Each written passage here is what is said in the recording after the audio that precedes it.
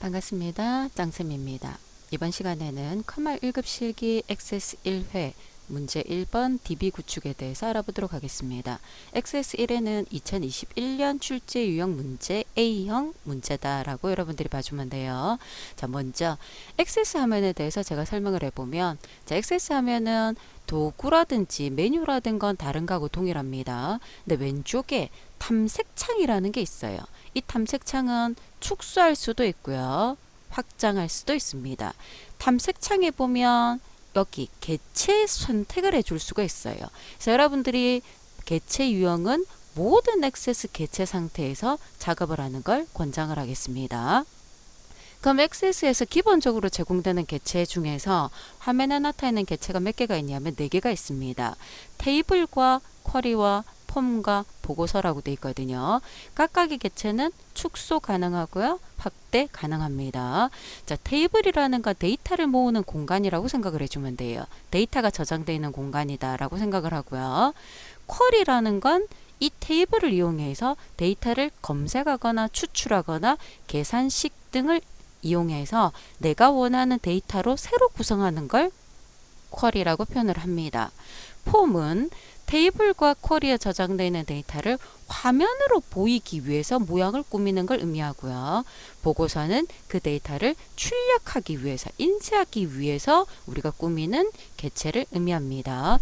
이 외에 매크로라는 개체가 하나 더 존재를 합니다. 그래서 전체 개체가 이런 식으로 존재를 할 때 첫 번째 문제 1번 같은 경우에는 테이블을 가지고 작업하는 거예요. 그래서 테이블을 구조를 변경하거나 새로운 데이터를 외부에서 가지고 오거나 테이블끼리의 관계를 설정하거나 속성을 변경하거나 등등이 DB 구축에 해당이 됩니다.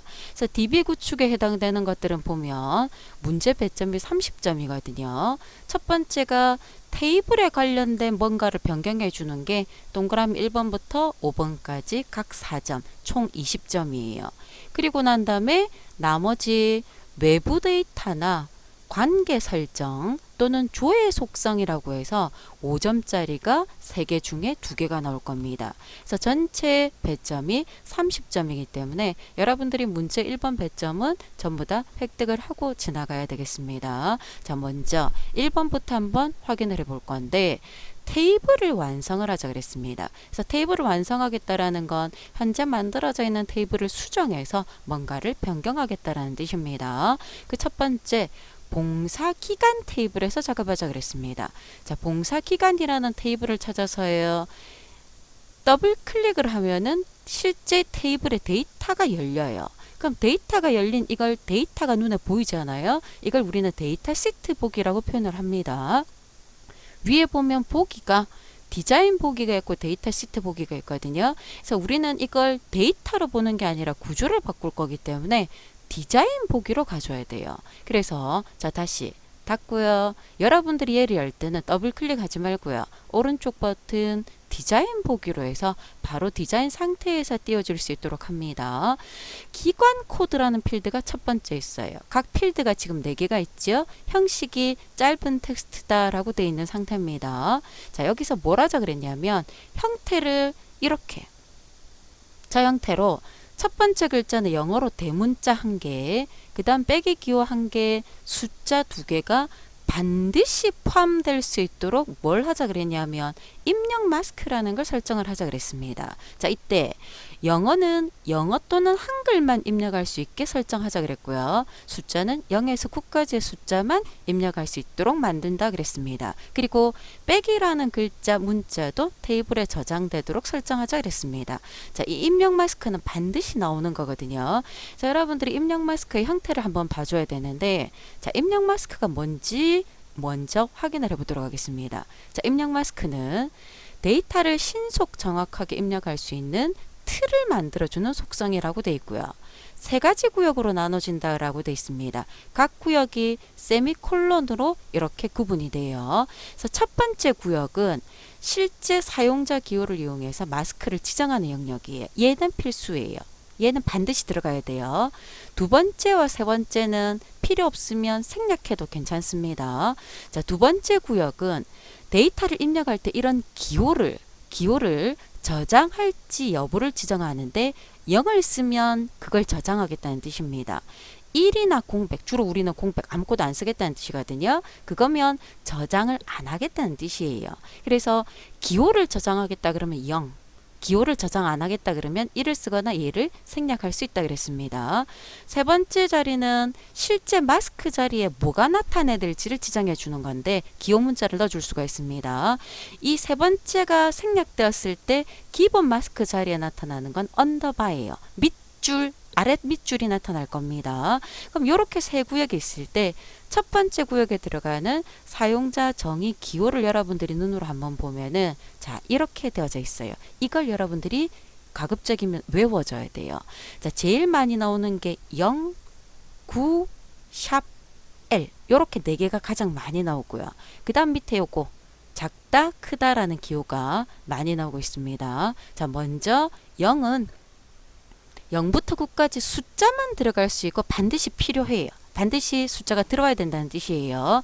여기에 공백이 포함되면 군데 얘는 선택이 가능하다라고 되어 있습니다. 선택이 가능하다라는 건 넣어도 되고 안 넣어도 된다라는 뜻입니다. 그리고 샵 같은 경우에는 숫자나 공백이 들어가지만 공백은 저장 안 된다 돼 있고요. 더하기 빼기 기호를 사용할 수 있다 돼 있습니다. 역시 선택이고요. 대문자일은 영어와 한글인데 필수고 물음표는 똑같은데 선택이에요. 반드시 글자가 들어와야 되느냐 안 들어와도 되느냐 그 차이입니다. A는 영어, 숫자, 한글까지, 소문자 A는 똑같은데 필수와 선택이 다르죠. 그리고 아래쪽에 보면 작다라는 기호는 영어가 들어갔을 때 글자를 소문자로 변환하자는 뜻이고요. 크다라는 기호는 영어가 들어갔을 때 대문자로 변환하자라는 기능입니다. 이걸 여러분들이 계속적으로 보고요. 가급적이면 외울 수 있도록 해줘야 됩니다. 자, 이 형태에 맞춰서 우리가 한번 맞춰보도록 할게요.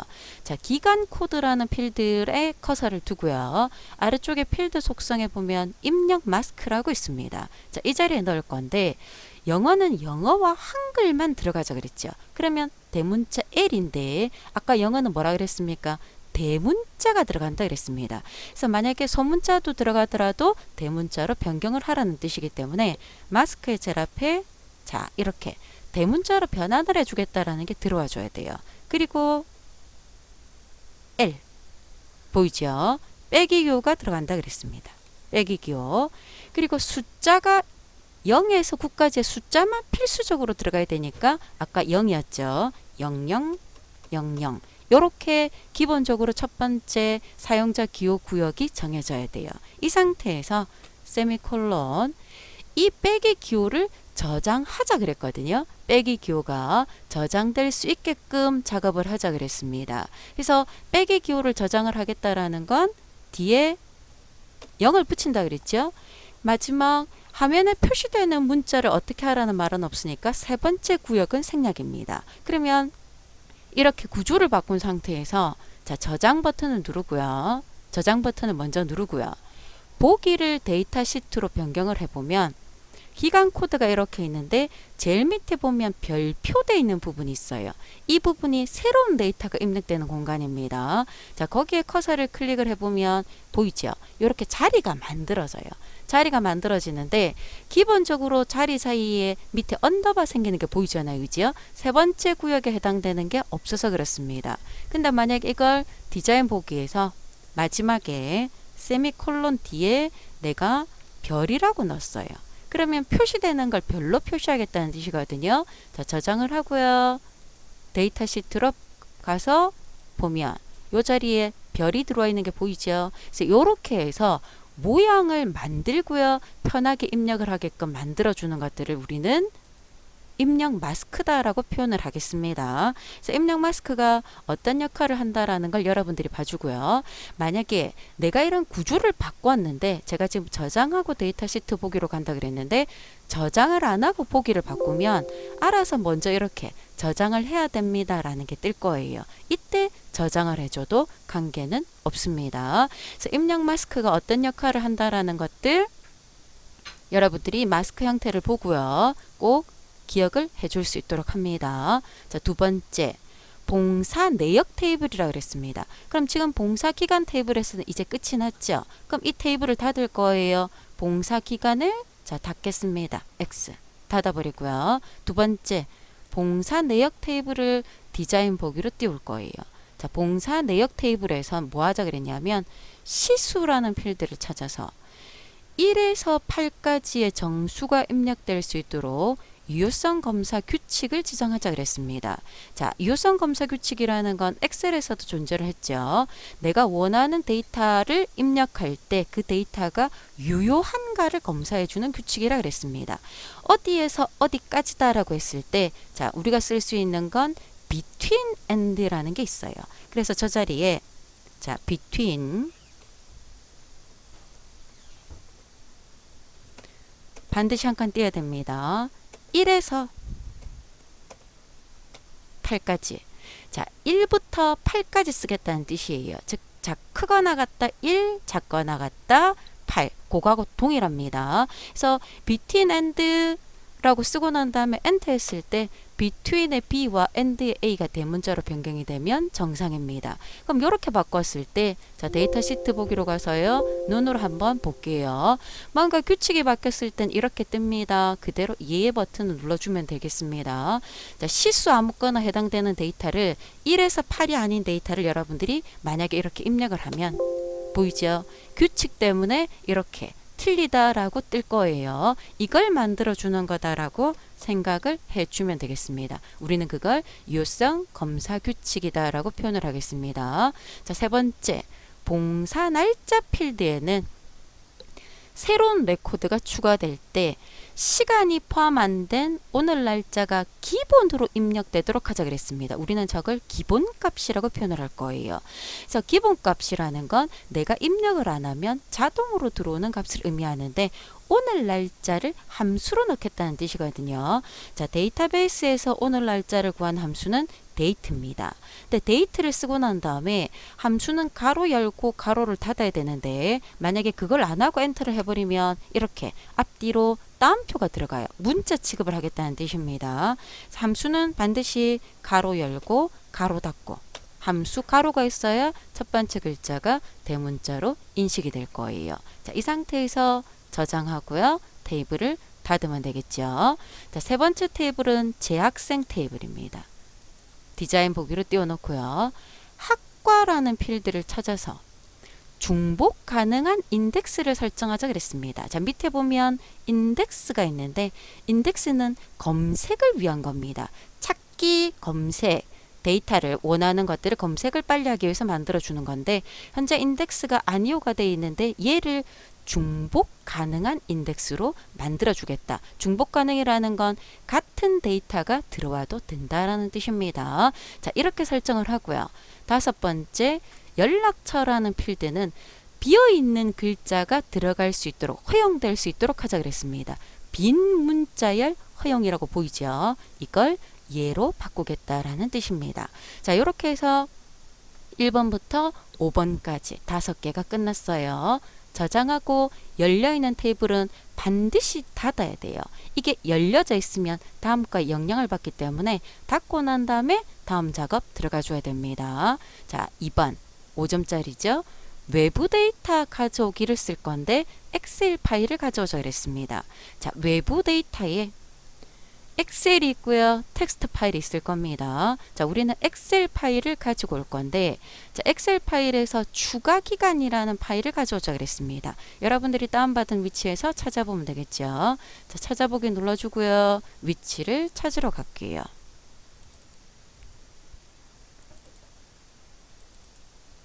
자, 추가 기간이라는 파일을 찾아서요. 새로운 테이블 봉사기간 추가라는 테이블을 생성하자 그랬습니다. 테이블을 생성하겠다는 말은 새로운 테이블을 만들겠다는 뜻이죠. 첫 번째 불 들어와 있는 게 맞아요. 그대로 확인 들어가서 자, 문제에서 시트에 있는지 이름에 있는지 어떤 시트인지 어떤 이름인지 나타나 있는 걸 확인해 보면 이름 추가 기간의 내용을 가져오자 그랬습니다. 시트가 아니라 이름 추가 기간. 그죠? 선택을 해줘야 돼요. 다음. 열머리글 있다 그랬습니다. 첫 번째 줄을 제목으로 쓰겠다는 뜻이죠. 체크하고요. 다음.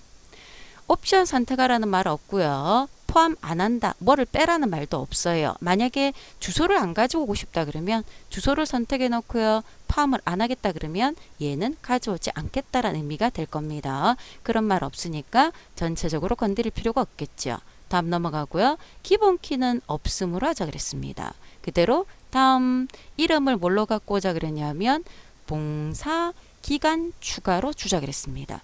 그대로 마침. 그리고 난 다음에 끝을 내보면 자 보이죠? 봉사 기간 추가라는 테이블이 새로 만들어졌다라는 게 보일 겁니다. 그래서 엑셀에 있는 데이터를 가지고 와서 XS의 테이블로 만들어 주겠다라는 걸 우리는 외부 데이터 가져오기 기능을 이용한 테이블 생성이다라고 표현을 하겠습니다. 자, 세 번째. 관계를 설정하자 그랬습니다. 자, 관계라는 건 테이블이 여러 개 있을 때 테이블과 테이블을 연결해서 이어주는 역할을 해줘요. 그럼 이렇게 이어주면은 서로 다른 테이블에 있는 데이터를 건너서 가져올 수 있게끔 만들어 줄 수가 있습니다. 그래서 액세스 또는 데이터베이스에서 테이블의 관계는 굉장히 중요한 역할을 합니다. 자, 관계는 데이터베이스 도구에 관계라는 창이 있어요. 여기에 보면 미리 설정되어 있는 관계가 있거든요. 이건 건드리면 안 돼요. 원래 있던 건 수정하지 말라 그랬습니다. 자, 그리고 문제를 가보면 어떤 테이블에서 하자 그랬냐면 봉사 내역 테이블 있죠. 보이죠? 봉사 기간 테이블은 없어요. 그죠? 그럼 없는 테이블은 테이블 표시나 오른쪽 버튼 테이블 표시를 이용해서 선택해서 추가 버튼 눌러도 되고요. 더블 클릭해서 화면에 띄워도 돼요. 근데 만약에 더블 클릭을 잘 못해서 똑같은 게 두 개가 나왔다 그러면 여기 언더바 번호가 생길 거예요. 해당되는 테이블을 클릭을 하고요. 그냥 딜리트 해버리면 사라질 거니까 관계가 없습니다. 테이블을 움직이고 싶으면 이 제목 위에서 이렇게 내가 원하는 위치로 움직여줄 수도 있습니다. 뭐라 그랬냐면 봉사 내역에 기간 코드가 있고요. 봉사 기간에도 기간 코드가 있죠. 보이죠? 두 개의 테이블을 이걸 갖고 연결하겠다는 뜻이에요. 그러면 어디에서 어디로 가든 관계없어요. 기간 코드에서 기간 코드로 정확하게 연결을 해주면 자, 관계 편집창에 뜰 건데 어떻게 하자 그랬냐면 참조 무결성이 유지될 수 있도록 하자 그랬습니다. 항상 무결하게 오류가 없게 유지를 하겠다는 뜻입니다. 두 번째, 필드가 변경되면 관련 필드도 변경될 수 있도록 업데이트를 하겠다는 뜻입니다. 세 번째, 참조하고 있는 건 삭제할 수 없도록 하자 그랬습니다. 삭제할 수 있다 그러면 체크, 삭제할 수 없다 그러면 체크가 해제가 돼 있어야 되는 상태예요. 요걸 맞추자는 뜻입니다. 그리고 만들기, 연결이 이렇게 1대 다 관계가 생길 거예요. 그래서 화면상에서 1 땡땡 M이다라는 건 1대 다 관계고요. 요게 M, 다에 해당되는 거다 생각하면 돼요. 즉 1대 다가 무슨 말이냐면 여기는 하나가 있는데 여기서는 그 하나를 여러 번 쓸 수 있다. 이렇게 여러분들이 이해를 해주면 되겠습니다. 자, 이렇게 만들어진 관계는 반드시 저장을 하고요. 관계창은 닫아줘야 돼요. 자, 이렇게 해서 DB 구축에 관련된 문제 1번이 끝이 났습니다. 자, 입력 마스크에 대한 것들만 여러분들이 정확하게 기억을 해주면 나머지는 외울 게 많이 없으니까 여러분들이 조금씩만 따라가면서 복습을 하면 충분히 완성해 줄 수가 있을 겁니다. 자, 문제 1번에 관한 건 여기까지 보겠습니다. 수고하셨습니다.